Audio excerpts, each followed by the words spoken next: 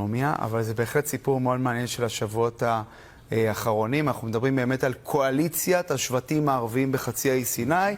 הוועידה המייסדת התקיימה באזור רפיח ממש בתחילת חודש מאי. 30 שבטים, השבטים הגדולים, בראשם שבט תראבין, שגם מוכר לנו, כאשר מי שעומד בראש, אם תרצה, הישות החדשה הזאת, זה איש עסקים מאוד מוכר ומאוד עוצמתי בשם אברהים אל-ערג'אני. והערג'אני, הוא בהחלט, הוא משבט תראבין. הוא מקורב מאוד לשלטון, ושים לב, הוא גם קשור מאוד לכל מה שקורה ברצועת עזה.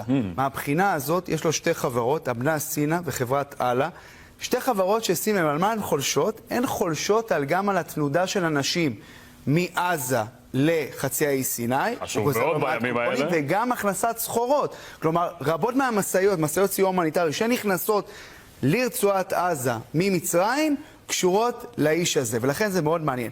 הכל, צריך לומר, לכאורה, בחסותו של נשיא מצרים מסיסי, שהוא הוגדר גם נשיא הכבוד של הקואליציה, אפילו המקום שבו זה הוכרז נקרא על שמו של נשיא מצרים, מסיסי, מדינה